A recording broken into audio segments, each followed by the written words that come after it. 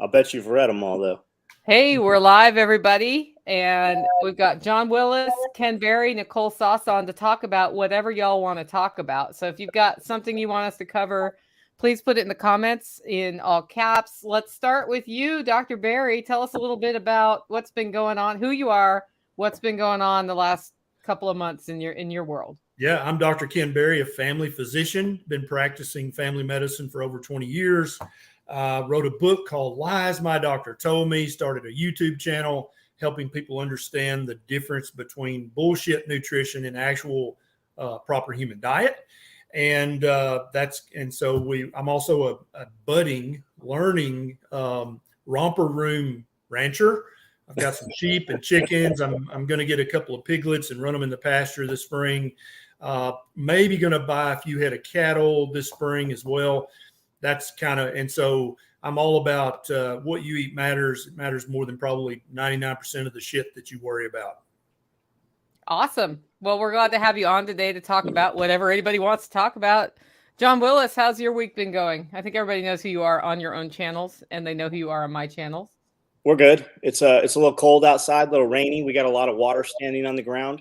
So we're seeing some issues we need to correct, but nothing that can be corrected now.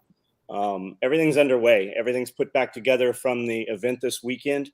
And somebody asked me, "Are you rested up?" And I'm like, it's like it never happened. I didn't do the hard work. Nicole did. I'm sure Nicole still feels it. And we're just back to normal Monday. Yep. We're doing great here. So I'm Nicole Sauce, and I did the festival with John Willis, and we got all unpacked. I did my last thing today, which is cleaning the last coffee maker out with vinegar so that it can all get stowed away, because we're going out of town next week again for another event. So we're pretty rested up, actually. This one was a lower, tired impact than the first one, I think, just because it was the second one. Okay, but let's get back to nutrition. If we want to be prepared for what life is bringing us, we cannot let our bodies go. And Dr. Berry has a pretty good story about how he discovered that the U.S. daily recommendation dietary guidelines suck. Why don't you start by telling us about that? And guys, if you have questions along the way, just throw them in all caps in the comments. Yeah, so a few years into my medical practice, I got fat and pre-diabetic. And John Willis probably remembers when I was a fat ass. And I was like, okay, so I'm going to start following the American Diabetes Association recommended diet because I'm fat and pre-diabetic. That makes sense. And I did that, and I got fatter and more pre-diabetic. And I'm like, well, okay, that obviously is not going to work for me. I got to find something else. And during my reading of probably 25,000 hours of nutrition textbooks and nutrition articles and books outside of mainstream medicine, I was like, oh, okay. And then that took me down the archaeology, the anthropology, and the paleoanthropology. And I have wound up with what I call a proper human diet now. And, back in 2003, I've been in kind of the prepper survival, be prepared, Jack Spirko circle for 3 decades. I've always been very interested in that and thought that was important. But I was the guy that would buy the prepackaged, 40 meals in a big bucket for $200. What I've come to realize is that there are two types of human diets. There's a diet that you eat to keep from starving to death, which, there may be scenarios where that's very important. But then there's also a diet that you can optimize your function, both your physical and mental function. You can reverse chronic disease, and you can be your best self. And I feel like in any kind of scenario that we all worry about, I don't want to just be limping by on a starvation diet. That's probably not going to serve me and my family very well. So what I'm going to do is I'm going to use all of that prepackaged high carb survival food. I'm going to use that for barter. And for me and my family, we're going to have eggs in the hen house and sheep in the pasture and cattle in the pasture, pigs in the woods. That's what we're going to eat. But if you come to me starving, I'll happily barter with you, and I'll trade you a can of 40, MREs or whatever for, a firearm or whatever you have that I actually need. But as for me and my family, we're going to eat out of the pasture and out of the hen house. That's what we're going to eat because We want to optimize our health, not just limp by on a starvation diet. You know, somebody asked me the other day, how do you store for long-term storage the kinds of foods that you eat on a proper human diet? Yeah. And I'm like, Ken's storing it the way you need to right now, right? Yeah, in the pasture. That's where you store it. And so, as long as the electricity is working, you can store it in the freezer. You can also always make jerky and biltong. There's a million different ways to preserve eggs. There's a million different ways to preserve meat and fat so that you have access to that no matter what comes around the corner. But as long as the lights are on, we have 3 deep freezers right now full of meat. So we're good. If the power goes off, I've still got meat stored in the pasture.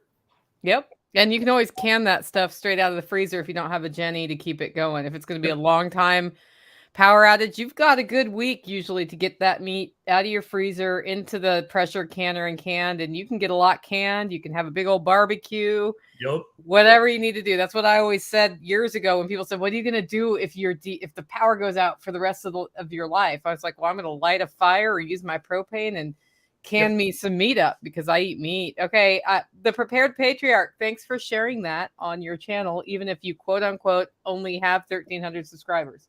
You'll gain another 20 or 30 today just from posting that right there. Right. So, guys, never feel bad about I can only do this. That means you did something. And I think when we talked to Dr. Berry about how to transition from a normal traditional American diet of crap to eating whole foods, eating primarily meat-based, and eliminating grains and carbs from your diet, people cannot conceptualize, like, how am I going to get this done? And what about my kids? They eat Cheerios. You take a step, right, Dr. Berry? Yeah. And then you take a second step. You have to be the parent. Yeah. And learn. Yeah. And so I would be a little more diplomatic than John. I usually am, but that's okay. People love his style. But I would say to a parent, who buys the groceries? Who has the car keys? Who has the credit card and the checkbook? Every time you go to the grocery store, buy one more proper human diet food and forget to buy the Lucky Charms or forget the Ding Dongs or the Little Debbies, or they're like, "Oh shit, honey, I'm sorry, I forgot the Ding Dongs, but I did get some blueberries. I'll make you some whipped cream to go on top." Every time you go to the grocery, make one better choice and then don't make one bad choice that you used to make. Yeah. And after a month of that, you will have effortlessly converted your entire household, your entire family, to eating a predominantly proper human diet. And so what if your kids have a bowl of Cheerios every now and then? That's not that big of a deal, especially for kids. But on the daily basis, on a routine basis, you're going to feed them meat and eggs. That's what they're going to eat. And a little veg if they wanted, some nuts if they wanted, some berries if they wanted. But the bulk of your diet, the majority of your kids' plate ultimately should be covered with meat and eggs, fatty meat and eggs. And that's what's going to give them their best health and protect them, arm them against obesity and fatty liver and diabetes and prediabetes and all the bad things that come from eating an inflammatory high carbohydrate diet. Yep. And of course, we have the question from Rachel, suggestions on coffee types when you're trying to eliminate sugar. Obviously, the answer is buy hollow roast. But seriously, if somebody is used to having a sweetened beverage or sweetened coffee, what steps can they take to retrain their palate, outside of obviously buying hollow roast? Always buy hollow roast. And always buy hollow roast. First of all, it's not hollow roast. It's hollow. Okay. And it's hollow roast. That's what it is. And I've got a link in all my YouTube lives, I think, to your coffee. Yep. Because it's really that good. And I trust you. I know you. I've met you. I've been to your place. I know that you're true blue. You're not gonna cut corners. And that's, I don't like people who cut corners. And so I used to have a little coffee with my coffee mate, like the strawberry shortcake coffee mate or whatever, just the shittiest, sugariest one. Literally, I would have this much coffee and this much bullshit. And so my evolution over the years is now I'm drinking right now black coffee with a little bit of butter. Mm-hmm. That's what I'm drinking. I haven't put sweetener in my coffee for, I don't know, 5 years. I literally, if you gave me a cup of sweet coffee, I couldn't even drink it. And so I think that stevia, monk fruit extract, all the non-nutritive sweeteners, that helps a ton of people to break the sugar habit. They still got the sweet taste, but they're not getting all the sugar and carbs. And then after you've gotten used to that, then you're going to start to wean down that sweetener until you're just not using it anymore. And then I'm going to go John Willis on everybody and say, hey, you're a grown-ass human. Grow up, okay? You don't need dessert coffee. Shut up. Get the sugar out of your coffee. Yeah. Okay? But you don't have to do that overnight. You can wean that down and switch to stevia for a month or two, and then wean down the stevia, and then you're just drinking actual coffee. And Nicole will tell you that if you put too much sweetener in your coffee, you're going to mask a lot of the under flavors and the back flavors of the coffee. You're missing out. Real And quick, as you transition, go ahead, John. Ken, N3 QDZ, his name's Matt. That's a friend of mine. He just got out of the hospital with diverticulitis, and they have pumped him full of all kinds of information that is completely contrary to what you have told Amanda and myself. Can you just touch on that for a minute? Yeah. So N3 QDZ, you guys got to all change your handles to something pronounceable. Just call him Matt. So I'm sure your doctor told you to avoid nuts and seeds. This is total bullshit. You go to my YouTube video about diverticulitis. I have one or two dedicated just to that. There's a huge medical study that was done years ago that shows definitively that nuts and seeds and strawberries with seeds and blackberries with seeds has literally nothing to do with diverticulitis, has no effect, does not cause diverticulitis. The things that increase your risk of having a diverticulitis flare-up are smoking, being overweight, highly processed foods, and for people who are eating keto, the nut flours. Even if you're, almond flour and coconut flour are less bad than wheat flour.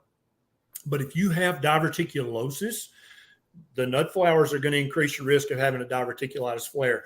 Nuts and seeds have nothing to do with diverticulitis. They're not going to cause it. Red meat has literally nothing to do with it. It's going to protect you from having flare-ups of diverticulitis. Probably 99% of the recommendations your doctor gave you about diet were dead wrong.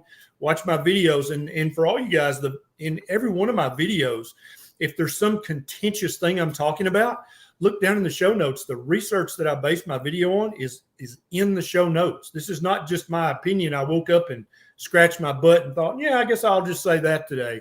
This is all based on research. And so, eat your nuts and seeds if you like them, but definitely eat your fatty red meat. Yep. I'm glad we went down that way. Back to getting sweetening out of your world. What I realized I had an addiction to sweet flavors at some point in my journey, and I cut them all out, like no fake sweeteners, no real sweeteners, no honey, nothing, for about 2 months. And then when I went back to try something with sweetener in it, it was disgusting. Yep. Part of it is decide to retrain your palate. Like this weekend, we talked a lot about getting in the right mindset when you decide to like coffee or tea without milk or whatever, without sweetener. When you decide to do that and try it for a little while, you retrain your body, you retrain the flavor receptors on your tongue, and next thing you know, you like how cheese tastes without sugar added, or cheese. I can make cheesecake with eggs and cream cheese and nothing else and a little bit of vanilla, and I'm totally happy with it. Absolutely. People, grown adults, believe the stupidest things. And it's not really our fault that we believe these things, but it is our problem. And one of the false beliefs that the majority of adults have is that, okay, I like the following foods, I don't like these foods, and that can never change. And that's completely wrong. You can absolutely, as you cut the carbs and sugars out of your diet, and Nicole and John can both attest to this, you will actually learn to like new things, and you'll try things you've never tried, and you're like, holy shit, I actually like that. I never dreamed I would like that. And also you can train your palate to detect very subtle non-sweet tastes when you get the sugar out of your mouth. And so one of the best ways that you can know that you're keto adapted, or you've adapted to being in ketosis, is when you can start to taste the sweetness in almonds and cashews, and you eat it, and so if anybody's like, almonds aren't sweet, what's he talking about? You're not keto adapted. And once you get that way, you'll actually go, oh yeah, I can literally taste the sweetness in this raw or roasted almond. That's how you know that your palate is actually waking up and growing up, because grown men and women don't need sugar in their diet. Sugar's for babies. Yep. Okay, we got a question from Karatali. I hope I said that right. What are your thoughts of HCG's supplements to help with a calorie deficit to help with weight loss? Yeah, complete and utter waste of money. And then also you're believing a false paradigm that you have to be in a calorie deficit to burn stored fat, which is absolutely not true at all. And a lot of people just they've accepted, oh, I have to be in a calorie deficit, just like they've accepted gravity, right? Mm-hmm. But the calorie deficit is a hypothesis. It's never, ever been shown to be true. Got multiple videos about that on my YouTube channel. Eat as much fatty meat and eggs, including the yolk, as you can. Eat until you're comfortably stuffed, and then get up and walk away from the table. Don't snack between meals. Eat 1 or 2 or even 3 meals a day in a time restricted window, and you'll start to burn stored fat immediately. Yep. So the HCG thing, Cartily, I don't know how that is supposed to work. I would assume that it's supposed to suppress your appetite. I inject HCG as much as I can get, and I eat all the time. It does not make me not hungry. That's all some mumbo jumbo. Nothing's until you change what goes in your mouth and you move. None of that's it's not gonna make any difference. There's not a pill. If there was, I would eat them. Yeah, many doctors promote the HCG diet, and so that you get your HCG injection, and then you eat 700 calories a day.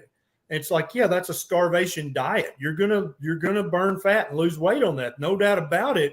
But can you keep doing that forever? If your answer is, well, no, then as soon as you go back to your old diet, you're going to gain all the weight back and plus 10 more pounds. That's not even a solution. That's a temporary Band-Aid until you can get your mind right and start eating a proper human diet. That's in no way a permanent solution. Okay, we got one here from Amy Dingman, who you will meet in April at my workshop. Does keto carnivore change as you age? This way of eating is not new to me, but the older I get, the more tired or drained I get on very low carb. So I don't think it changes for any age, from a baby that's 1 minute old to a man or a woman that's 120 years old. You're still a human being by definition, and therefore, by definition, you should eat a proper human diet.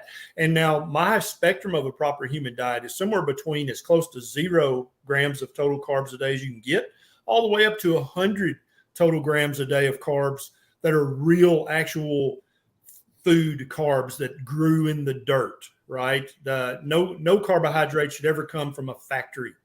That's by definition processed and is going to cause inflammation and going to cause fat storage. But if you want to get up to 100 grams a day of broccoli and blueberries and almonds and cashews, I think that's perfectly fine. Some people maybe do better with more carbs than other people. I personally do best as close to 0 carb as I can get.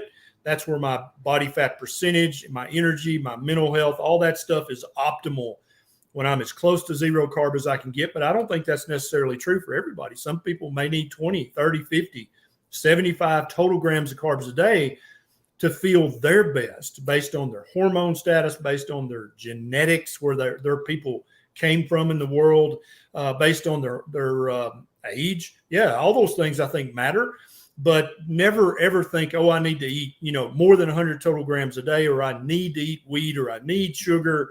All that's bullshit. A good rule of thumb for Ken's carbs is 1 ingredient. If you're eating carbs, there should only be 1 ingredient there. And it shouldn't come from the middle of the store, right? So it's not in a plastic wrapper. It's on the outside of the store when you first walk in the store, and it's a single ingredient. Yep, outer aisle, and basically no ingredient label. If it has an ingredients list, that's not a proper human diet food. Broccoli doesn't come with an ingredients list. Ribeye, no ingredient list. Eggs, no ingredient list. Those are real human foods. But if you've got a label that's got ingredients and it's got more than 3 to 5 ingredients, that's not what you're looking for. Even if it says keto on the front of the package. Okay, that typically means you should not eat that if it says keto on the front of the package. Yeah, keto snacks. That's keto. The term keto now on packaging is right up there with organic and 100%. fat-free. Twizzlers are fat-free. Yeah, or sugar-free. I like that one. I like the sugar-free one. Yeah. Yep. Okay, we have this from Chuck. I'm a type 1 diabetic resulting from hospitalized for 4 months from necrotizing fasciitis, sepsis, multi-systemic organ failure. A1C is way down. How can I get off insulin for good? Diet? Question mark. Yeah. So, Chuck, you're almost certainly not a type 1 diabetic. You're a type 2 diabetic who's currently on insulin. As you lower your carbohydrate intake, you'll be able to quickly lower the amount of insulin you need, and you'll be off insulin in just a few weeks. Work with your doctor on this. I've got somebody at the door. You guys take over. I'll be right back. All right. John, what do you want to talk about today? Whatever. You know what kept happening when we put pictures up from Self-Reliance Festival last weekend? People kept sending us more pictures. Yes. I didn't know what was happening. How can I come? Why wasn't I there? Oh, I missed so much. How did you not hear about it, guys? Yeah. Hey, I got one for you right here. A custom fab here. I know Richard there. He said Beth message for long-term coffee storage. All right. So the best way to store coffee long-term, if you want premium coffee that tastes great, is unroasted as green coffee beans in a cool, moisture-free environment. But that means you have to learn how to roast coffee, and that's not exactly probably what you're asking. I will also say this. If you're going to store hollow roast coffee for 20 years, you are wasting your money. The whole point of reaching out to a craft roaster and getting freshly roasted coffee is that it'll be less than 6 months old, which is about the minimum for grocery store coffee, even if it's something like Starbucks, right? Because they've shipped it all over the place. So my thoughts on long-term storage of coffee is if you want it to taste kind of good, get whole beans. Decide if you want to buy a premium coffee and store it for a long time, or if you don't, and it's really just a backup plan, get something that may be kind of a shitty flavor, not the premium stuff, and put it aside and resign yourself to we're probably never going to use this coffee. But I think longer term, if we're prepping for end of world scenario, relationships are what matter. If you're worried about filling your coffee need, have a relationship with people who can get coffee. Because even if the world ends and coffee's not shipping from South America here for a little while, we're going to figure that out because coffee is delicious. And because coffee is delicious, there's demand for coffee. And because there's demand for coffee, people want to exchange for coffee. And so really plan to get over a year or two without coffee, but we're going to get coffee back. If we could figure out how to get coffee in during the Civil War, we can figure out how to get coffee in a more modern society where there's some sort of breakdown. And if the power goes out, right? If the power really goes out, never comes on, and you're not drinking coffee if it's not available, right? Nobody's going to give a shit. I have 1,000 pounds of Starbucks coffee in 5-gallon buckets. It's a lot of buckets, guys. I'm not going to care if I've got to grind that up when nobody has coffee. And the dude that's bringing me whatever to trade, he's not going to care either. Right. And then when I buy coffee, I buy only, and it's getting harder and harder to find it in metal containers. I try to buy everything that we store in metal containers if I'm buying coffee, and you can still get them at Costco, and you can find them on the shelf at Walmart also. It's shitty coffee, but if nobody has coffee, you're not going to care. Yeah. Okay. Is there a natural remedy to lower heart rate and blood pressure? Dr. Barry, this one's for you, clearly. Yeah. So the most common form of high blood pressure or hypertension is essential hypertension, which means that doctors don't really know why you have it. You just have it. So here's some high blood pressure pills to take.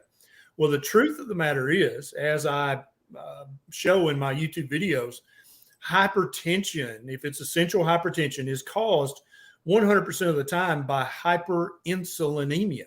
What causes high insulin? Too many carbohydrates in your diet. And the way you test for hyperinsulinemia is you have your doctor to check a C peptide and a fasting insulin. Most doctors don't have any damn idea what those tests are, or how to order them, or what they mean, but you can teach your doctor. And so once you're eating low carb enough that your C peptide and fasting insulin and hemoglobin A1C are all normal, your blood pressure is going to either be back to normal or almost back to normal. So I've had, at this point, thousands and thousands of people reach out to me and say, hey, I used to be on 3 or 4 blood pressure medicines every day. But now that I'm eating the way you recommend, I've either stopped all my blood pressure medicines and my blood pressure is beautiful, or I'm on a very low dose of 1 blood pressure medicine and my blood pressure is beautiful. And I used to be on 4 medicines.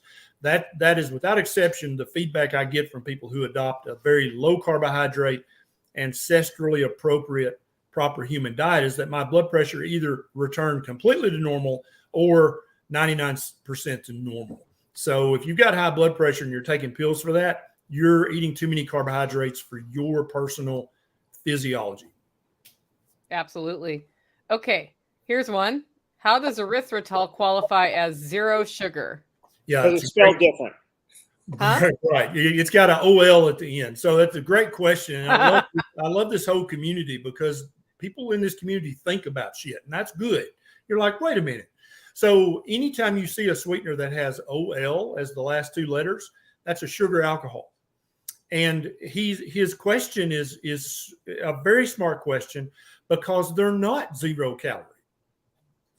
They do. And so one of the great examples is maltodextrin, which is not a sugar alcohol, but it's in virtually every package in the middle of the store.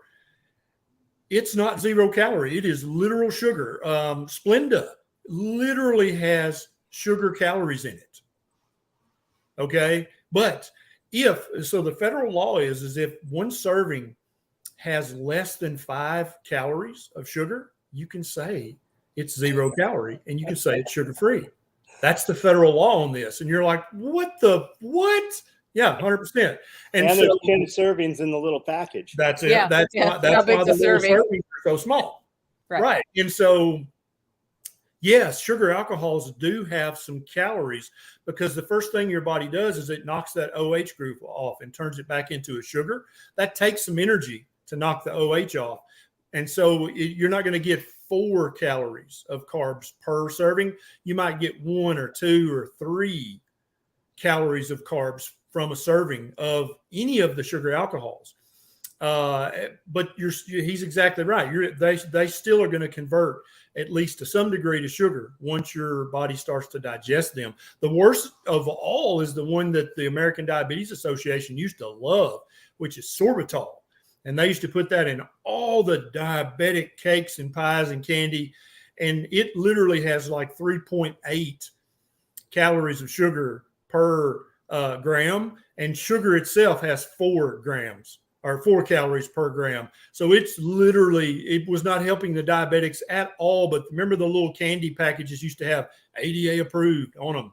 Yep. Acting like sorbitol was somehow magic. And it's the worst sweetener of all the sugar alcohols. But erythritol, xylitol, all of them have some few calories that come from carbs. Exactly right. Good question. All right. Barry, if I could only grow 4 foods, including animals, what would the 4 foods be? Sheep, cattle, pigs, chickens, or quail. So that dude that asked the question has all those. That's it. But any ruminant, you got to have a ruminant in the pasture, whether it's cow, sheep, goat. People think, I'll just buy a 270 and I'll hunt if the shit hits the fan. Yeah. Let me tell you a story that my grandmother told me, who is 91 and lived through the Great Depression. And this was in Hohenwald, Tennessee. This was not in some metropolitan area. This was in the deep, deep woods. She said that at the end of the Depression, it wasn't even worth going fishing in any of the local creeks or rivers. They were fished out. And you might go hunting and you might get a squirrel. But as far as rabbit, deer, any other kind of bigger game, they were hunted out. And so that's back when we had the woods were much, much bigger back then. And there were many, many fewer people back then. So if your survival strategy is I'm going to get a 243 and go hunting, that's going to work for probably a month or two. And then you can forget that, because you'll be shooting chipmunks and little tiny shrews, because all the big game will be gone in just a few months. Because how many guns were sold during the whole virus thing? Everybody's got a gun in a closet full of ammo, and they all think, oh, I'm going to supplement, my diet with venison and wild boar. That shit will be gone in a month or two. So if that's your strategy, no, get some chickens, get some quail, get some sheep, goats, cattle, get some protein and fat in the pasture or in the hen house, or get a little quail hutch. I mean, in one corner of your garage, you could literally raise 200 or 300 quail and have 200 quail eggs a day, and you can feed them your table scraps. And also you can grind up all those MREs that you have and feed those to the quail and actually get some good nutrition out of the quail carcass and the quail egg. And if you're going to grow grain, you can grow it to feed the animals that eat the grain. 100%. Tell them why they need a ruminant. So ruminants have a multi-chamber stomach. They're not like monogastric animals like pigs and chickens and humans. They actually are able to, you can feed them pretty much just shit, just grains and corn and just crap that's inflammatory. The bacteria in their multi-chamber stomach is able to actually break that stuff down. And even if you're feeding them a terrible diet, they're still able to produce a pretty darn good food, which is, by definition, what's the definition of food? Not something that keeps you from dying, but something that nourishes you, that helps your body heal and grow and improve. That's what the definition of food is. So you can feed cows wheat, corn, rice, oats, all that crap that inflame us and make us fat. And it's not going to be ideal for them because they're designed to eat grass, but they can still eat that junk and turn that into uninflammatory, healthy protein and healthy fat. That's the difference between ruminants. Whereas if you feed pigs a shitty diet, it's still eating pig meat's way the hell better than eating Cheetos or ding dongs, but they're not able to get rid of the toxins and the inflammatory stuff as well as the multi-chamber stomach animals, the ruminants. And the ruminants will put the stuff that comes out the other end of the ruminant will build your soil to a level that you just can't do it without 100%. It. Otherwise it's chemical. And when you do chemical, you always have, plus the ruminants with their feet in the soil, they're just constantly working that soil. There's so many benefits to having ruminants on your, I don't care if by farm, you mean half an acre. There are so many benefits to having ruminants on your property. Literally, we could talk about just that for hours. And we may want to at some point. Okay, I'm 5'10", 200 pounds, active daily, diagnosed with fatty liver and hypothyroidism. Suspect this is wrong. With starting carnivore, what is the time frame to see improvements in diagnosis? Yeah, so you're going to start to see an improvement in the fatty liver in days. Okay, and I just put up a YouTube video with a study that shows that within 3 days, you've substantially reduced the amount of fat in your liver if you have fatty liver disease.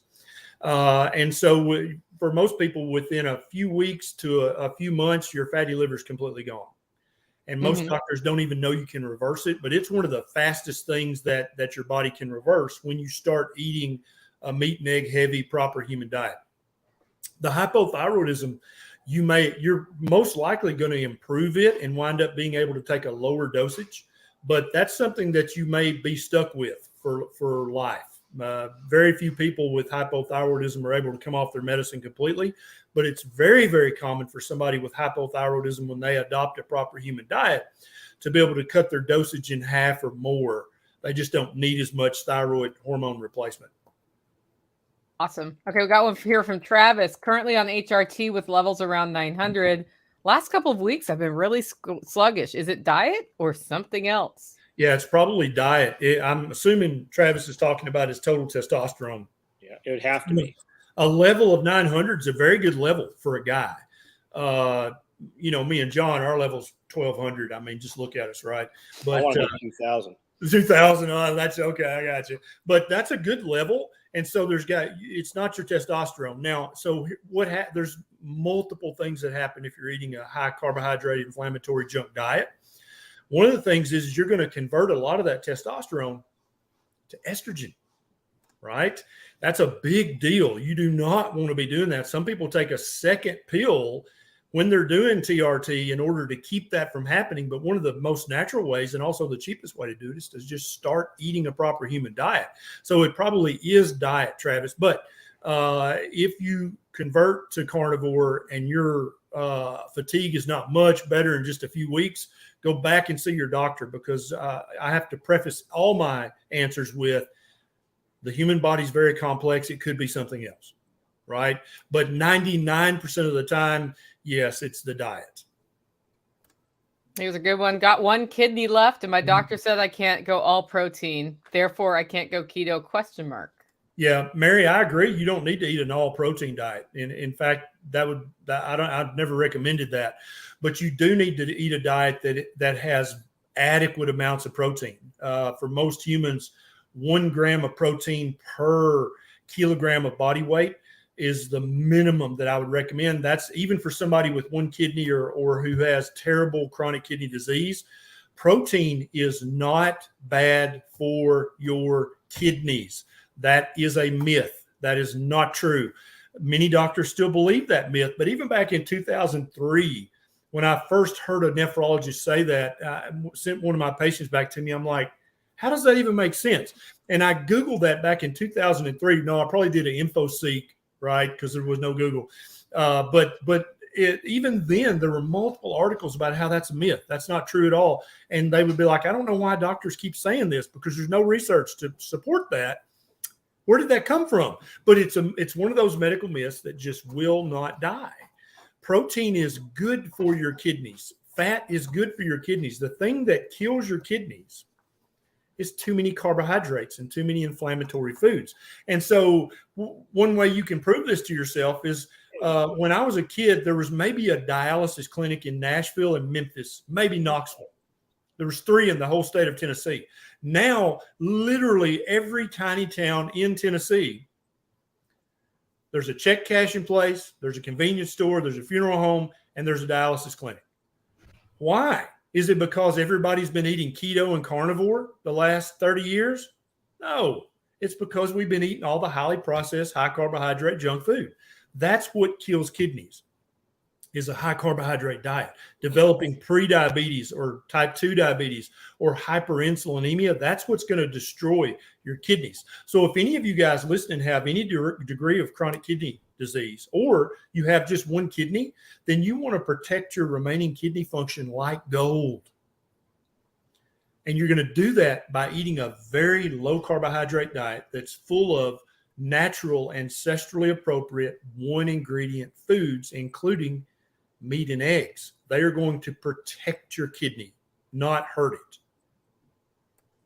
Here's a good one. And we haven't really talked about exercise much in any of our live streams that we've done. So how important is daily exercise to our long-term health? Oh, it's very important. And so I don't talk about exercise a lot because my large part of my audience is trying to lose fat. Mm-hmm. And when it comes to burning fat and losing weight, exercise sucks. It's not going to help you at all. All the gym owners are lying to you. Okay. John Willis has a home gym to build those guns that you see. That's what lifting weights is going to do, is going to make your muscles and your bones stronger, which have hundreds of health benefits, if not thousands. It's very, very good for you to exercise, to be in good shape, to be fit, but it's not going to help you lose fat. That's a myth. That's not going to work. And so, oh my God, everybody in this space, if you're not physically fit and eating a proper human diet, then you're basically fooling yourself and blowing smoke. That's what you're doing. If you're not in good physical condition and you're not eating real human food, you're a poser at this point, basically. Collectors. And if you are a poser and don't want to be, change your diet and start going on a walk once a day right away, right? Start today. Yeah, get out those 2 cans of cream corn, because you're not going to eat that shit. Start doing some curls and some, I mean, you got to start somewhere. Yeah. And you can start today 100%.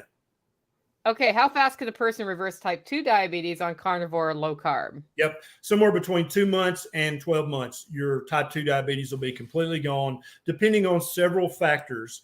I've got an entire playlist on my YouTube channel about type 2 diabetes. If you implement everything I talk about, then every 3 months when you check your A1C with your doctor, it's going to be substantially lower. And somewhere between the 6th and the 12th month, you're going to have a normal A1C. And then you'll officially not be a type 2 diabetic anymore.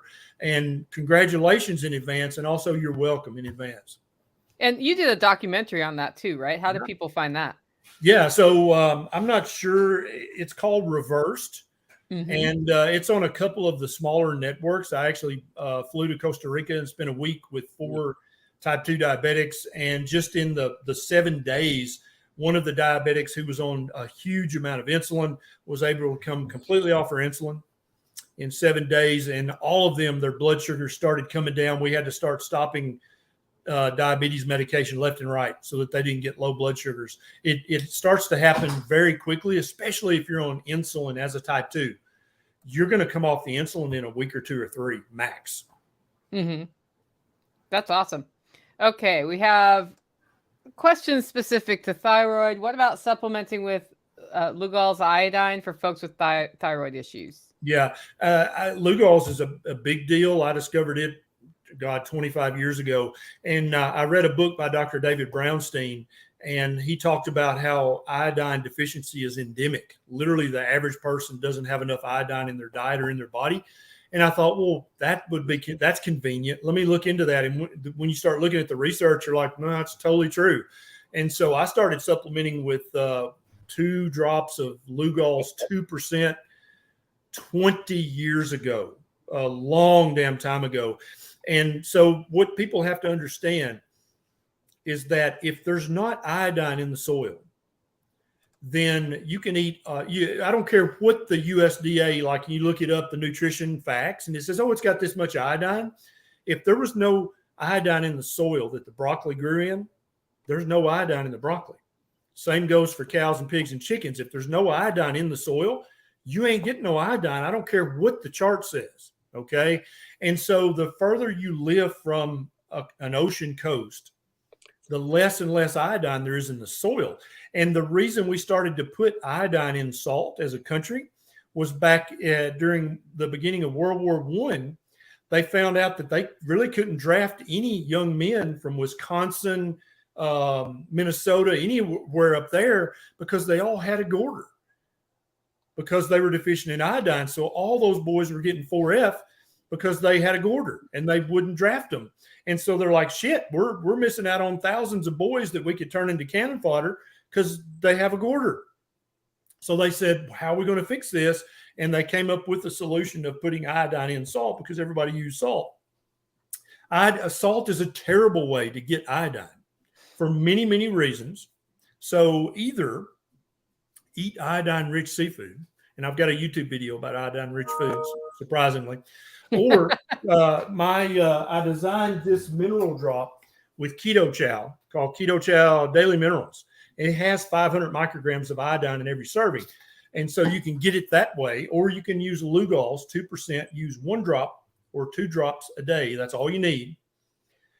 But you got to have iodine. And people think, oh, that's all about the thyroid. It's actually every cell in your body has to have iodine in order to function optimally. Without it, we've never found a human cell that when we studied it, it didn't have an iodine symporter that pulls iodine into that cell. Now, thyroid tissue and mammary gland tissue and salivary tissue, they concentrate it much more. That's true. But every cell in your body needs iodine in order to function optimally. No, if any doctor argues with that, then print out the studies in my iodine videos and say, here, dude, stop saying stupid shit. Read this. The entire endocrine system has to do with iodine. And they say that bromine, fluoride, chlorine, all the things in your water right now block the uptake. And that's why people have so many problems. So you guys need to be filtering your water and drinking clean water too. Like in California, any municipality over 10,000 has to have fluoridated water by law. So you think, okay, I'll drink bottled water to get around that. No, you won't, because all the bottled water also has to have fluoride in it. They are there's a YouTube video called Poisoning Our Water. I have shared it probably 20 times. It stays up for about a week and then it disappears. But if you can find that, it is well worth watching that documentary. And it's really easy to filter water. Yep. Super easy. Absolutely. Either distillation or reverse osmosis is usually what it takes to get fluoride out of the water. I think Berkey filters, they do have a filter that'll filter out fluoride, but fluoride is such a small thing that it's like if you've just got a tap filter, that's not going to do it. And John may remember back in, I think it was 2012 or 2013 when I moved the Camden, Tennessee City Council to take fluoride out of the Camden water supply. And so unless they snuck around and put it back in, it's not. That was a front page story back in, 2013 in the Camden Chronicle. And that's one of the things I'm most proud of. And of course, there were dentists coming in saying, well, there's going to be an epidemic of cavities and dental abscess. And I'm like, well, okay, you guys start counting right now. And when you show me the spike in cavities and dental abscesses, I'll come back and I'll have the city council put it back in the water. But to this day, how many years ago was that, John? I still haven't heard from those dentists. And there's not a machine on most of these small municipalities and stuff like an IV drip. They don't have that. It's a bag. They sit across 2 bars and they jam some pencils in it and it pisses in the water. Like It is insane. If you look at where it comes from, it is a byproduct of manufacturing aluminum, and United States and China and I think UK are the only countries that don't export it completely out of their country. They feed it to their people. It used to be a big, huge cost to get rid of it. And they had some guys under employment of Alcoa that pushed all this forward. And now all of a sudden they're able to sell it instead of have to pay to dispose of it. Yep. And what John just said, for many of you guys, especially if you're new to this way of thinking, you're like, well, that's a big fat conspiracy theory. But just start looking into it, and you'll find that all that and more is 100% true and documented. Yeah, it's funny how that works with conspiracy theories, because every time I hear one, I'm like, okay, now I got to go research it because I want to verify. Because sometimes, like, I really don't think the Earth is flat, for example. But I hear it and I always get this unfocused look on my face because I'm like, damn it, now I got to go look it up again and see what's really going on there. But it's worth digging into those things. And it's worth questioning. If somebody tells you something that's a conspiracy theory, the first question you should ask yourself is this possible? Is this possible? If the answer to that question is yes, then you might as well go look and see, because it might also be happening. Yep. But a lot of us are trained to just like, nope, that's not happening. Conspire means to breathe together. The rawest root of the word. It means to breathe together. Yep. Conspiracy theory is a term that was coined by our CIA and put forth to manipulate. Like every Hollywood movie has a CIA guy. There is an office for the Central Intelligence Agency in Hollywood that all of these movies get screened through, and then they manipulate them how they want to. Well, we don't have to do that, right? Well, no, you don't, but you'll never use any military equipment in any of your movies if you don't. They're all bought. It's all bought and paid for. Yep. And let me say this is an unpopular opinion about conspiracy theories, I think. But all the mainstream media, they're mortified that you might read an article about, that's written by a conspiracy theorist, like it's some kind of infectious virus that if you read that, that's it. Your brain is screwed for life. But I actually think that conspiracy theories are excellent brain exercise, even the dumb ones. Like I remember when the flat earth thing got popular again a few years back, I dug way down into that because I think we should all question everything, at least to some degree. And I'm like, I'm pretty sure the damn earth is round, but I'm gonna go along with this. And I dug deep into it, and it was excellent. It was fun. It was invigorating mentally to hear these arguments and be like, well, how am I going to disprove that? That sounds very compelling. And so still to this day, I did not die, and I do not believe the earth is flat. But it was so much fun. And I think it was mentally invigorating to listen to the arguments and be like, okay, how is that wrong? How's that argument wrong? I think that's great brain exercise. And I'm not afraid of conspiracy theories at all. If you're truly trying to think about your world and try to distill out what's really true and what's really not true, I think you have to entertain some of these, because as John implied, many of the mainstream narratives or when you start looking for facts to support them, you're like, that might be a conspiracy theory, even though it's on MSNBC or Fox News. I think that may be a conspiracy theory because I can't prove that. People don't realize that the news that you watch, mainstream media, those are news readers. They don't research any of that. People don't realize that all of your news stations are handed a script every morning. That's why there's so many compilations all around the entire world where they are all saying the exact same words, and they put them together one after the other in a video, right? That's because they're issued what to read. Just like how did in Europe, right? How over in Britain and UK, did they report the Twin Towers falling before the planes struck the towers? If you haven't heard that, we did a podcast. There's 126 episodes Scully and I did called Pulling the Thread. And it was all about conspiracy theories. 95% of them had a lot of supporting evidence, and there's a lot of trails. They've tried to remove a lot of that from YouTube, but you have other places, Rumble and BitChute and Odyssey, where those videos have been put back up. We used to call David Icke, and he still says some crazy shit, and Alex Jones, right? We used to make fun of those guys. And the Agenda 21, tinfoil hat, right? We used to do that. We called people that. Except all that Agenda 21 shit, it's now Agenda 2030 and 35, and it's every bit of it's come to pass. Every single thing that they put in there as crazy. And Alex Jones, I mean, other than the time traveling midget aliens or whatever, and I mean, can you prove that didn't happen? But all the other shit happened. Yeah, I come from Oregon. I saw Agenda 2020 happening there. And when I first heard about it, it was probably 2002 or 3. And I could already see what had happened to my state at that point. There's a reason I'm not in Oregon anymore, and it isn't all the weather. When I was on the Benton County Commission, we actually had a commissioner who brought forth a proposal to have zoning, just like you have in a city. He wanted to have zoning countywide, and he actually said this is part of this agenda. And I'm like, where are you getting that from? And he was on some state level board, and he gave me a copy of it, and I was looking through it, and I was like, this is Agenda 21 shit. You're telling me the state of Tennessee gave you this? He's like, yeah, they're wanting to implement all this in all the counties gradually. And I was like, Gary, he's passed on now, so I'm going to use his name. I was like, why do you want to have city zoning in the county? What are you thinking? Why would you want that? And he's like, well, that way, if somebody has their yard junked up, then the sheriff can go and make them clean it up. And I'm like, yeah, that's the good part.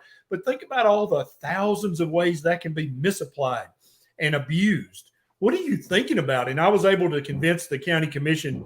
We got our 12 votes and we shot that in the head. I'm like, hell no, we're not doing that. If my neighbor's got a junked up front yard, me and my neighbor will have a conversation, and I'm sure that he will see he'll see the logic and he'll clean up his yard. Right, John? Well, I'll plant bamboo. Luckily, your 12 councilmen lived out of the city limits, and that wasn't going to happen. It's just like your Homeland Security guy, right? Every law enforcement agency, to include our little tiny town here, has a Homeland Security rep. Why? We don't have terrorists here. Yep. You don't have bombs going off. It's not for that. That is not what this is about. How does our little police department have armored vehicles and MRAPs and Humvees? That's the pipeline. So they do the Homeland Security stuff. They send them they learn some good stuff, but it's not to be used against terrorists. That's to be used against those guys that said, no, you're not shutting us down. Yep. And it may or may not be done that way. Okay, I saw this comment here. My boy had an entire college course on Agenda 21. I was in college in the 90s. We had a course about city planning where you played Sim City. That's what Sim City is. Yes. It was that far back, and it's brilliant. Whoever thought to gamify it, right?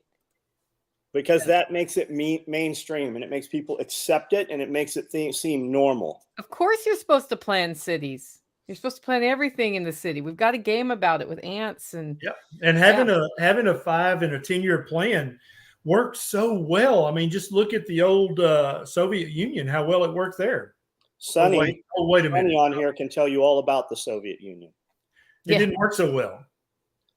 Yeah, if you look at city planning through like Las Vegas, Los Angeles, San Diego, you used to have sound abatement walls, right? We had these walls that kept cars from coming over and hitting your house on the side of the freeways, right? And then they got taller. They called them sound abatement walls. Now some of those walls are 20 feet tall, and when you look at them from the air, the walls aren't just down the corridors of the highway. They're around the entire neighborhoods, and they have one way in and out. You can literally lock down and control the movement of people.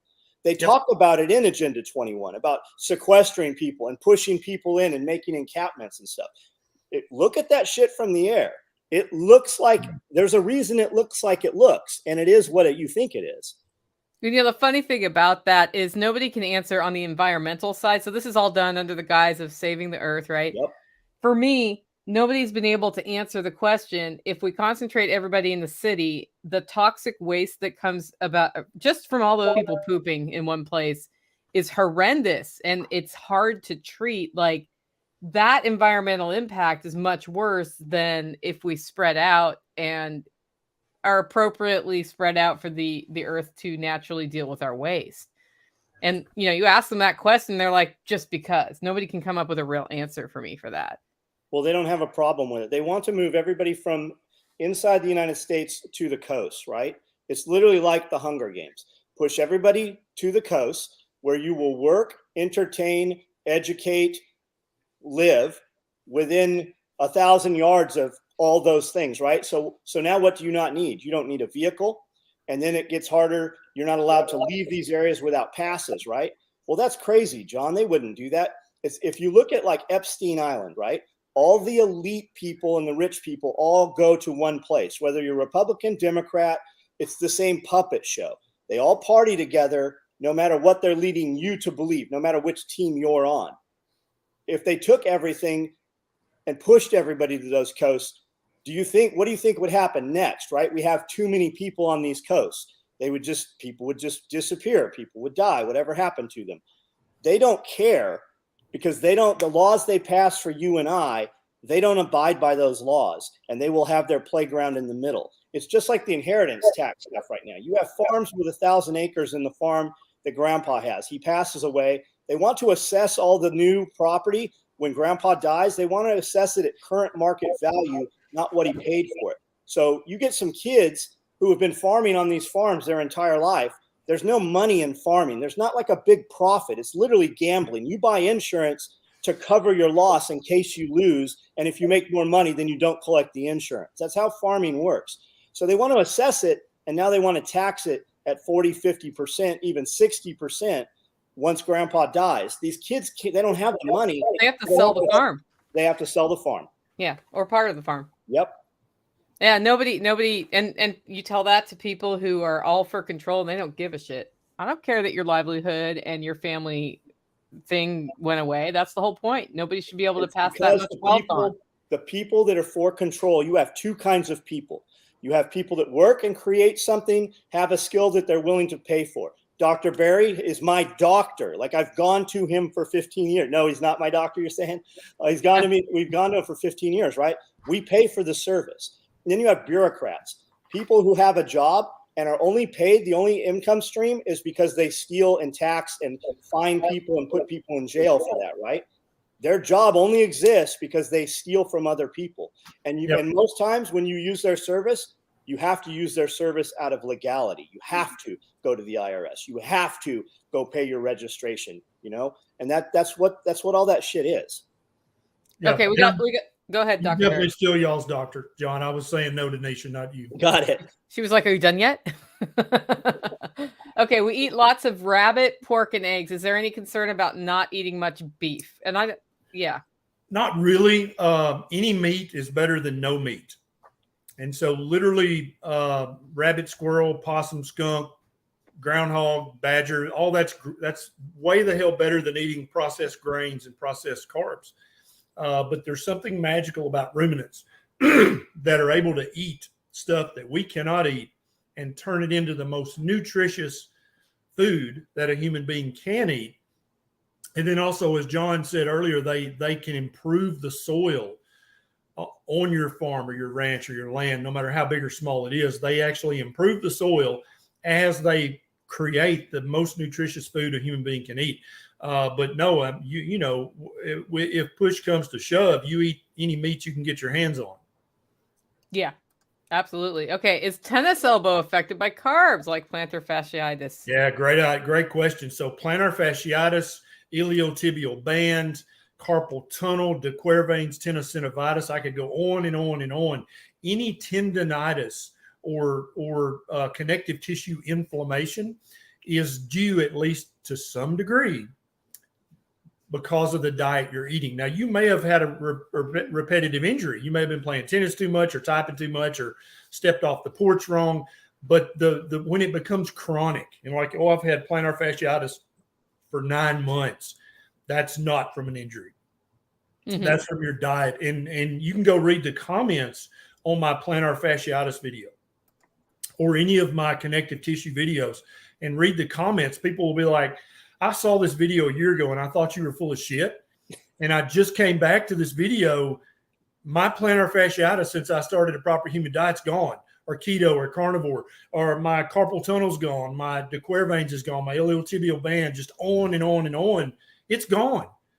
You were right. Oh my God, I can't believe you were right. I thought you were so full of shit when I first saw this video. But they'll come back a year later and comment like, yeah, you're right. I mean, I think when we get miserable, we get to a point where we are willing to try anything, right? Yep. Even something crazy like changing our diet to control our health. Right. Hey, real quick, guys. We've got 95 people on here, and there's only 38 hearts and thumbs up. Can you guys click that like button? It doesn't cost you anything to do it, and it's 2 inches away from where your thumbs are right now. Yep. Can you raise that number up for us? Yep. It makes a difference in the algorithm. And it's good exercise, too. Oh, we got some. It's going up now. Thoughts on being prescribed metformin to treat type 2 diabetes when first diagnosed? Yeah, metformin is the least bad of all the type 2 diabetes medications, and it's going to provide more benefit to you as a type 2 or a pre-diabetic than harm. So that's the only type 2 medication that I recommend that you take until you have reversed your type 2 diabetes or pre-diabetes by eating a proper human diet. And so when your hemoglobin A1C is 5.6 or less, then you can throw the metformin in the garbage. But if your A1C is above 5.6, keep taking the metformin because it is helping you with your insulin and glucose metabolism, but you're not going to need it forever. You're just going to need it until you have fixed the type 2 diabetes with diet, because metformin will never fix it. It will just help you cope with it. Is metformin, does it have to be refrigerated? No. Okay. It does need to be room temperature, but not refrigerated. This one goes back to losing the farm. I methodically put land and homes in my 4 kids' names throughout the time. We can gift kids $15,000 per year legally. I've been doing it for 30 years now, times 4 kids. You can also employ your kids. Yep, you can employ your kids. Yep, I think the federal case was tried at 5 years of age. The last time I was all up in the – so when your kid's 5 years old, you can start paying them $100 a week to empty garbage cans. And that case has actually been tried in the tax courts. And that person won. And that's why Sandy Botkin usually has the best books about how to get all the tax deductions. And he'll cite the case where that was decided in the tax courts. And I remember in the clinic – John, when I read Botkin's book back in, 2000, and I'm like, oh my God, I've got a bunch of kids. They can all empty the garbage cans. And so that helped a lot. What Nisha and I are probably going to do is we're going to probably start a trust or a foundation, because I don't trust young adult humans. They make dumb decisions. And so rather than give them land, we're probably going to have a trust, and then they'll have access to use the farmland and stuff, but they'll never be able to F it up Like, I mean, I don't know about you, John, but when I was 20, oh, son, I was world class at making bad decisions. I still do. I know. The reason I'm smirking is like, what are you talking about? Yeah, I'm sure I made a bad surprised when decision people last offer you week. Business advice. Exactly.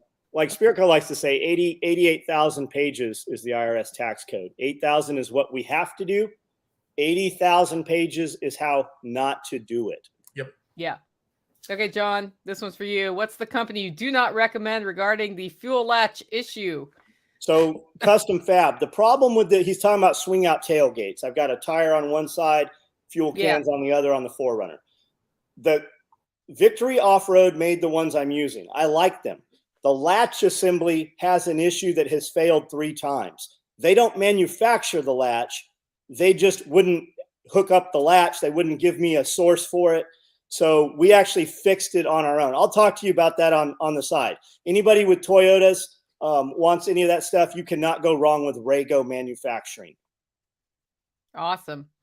Dr. Berry, how are we doing on time? We're a little over what you let's were do. Let's do one more good question, Nicole, and then I'm gonna bow out. I hate to leave this good conversation. Yeah. How about this? Tell us like your most important thing we need to walk away with this from. Tell us how we can connect with you on the web, on social, on YouTube, all those things. So the main take-home message is there is a proper human diet. Number 1. Number 2, your doctor is probably not currently recommending that, nor is your dietitian, nor is the American Diabetes Association, or the American Heart Association.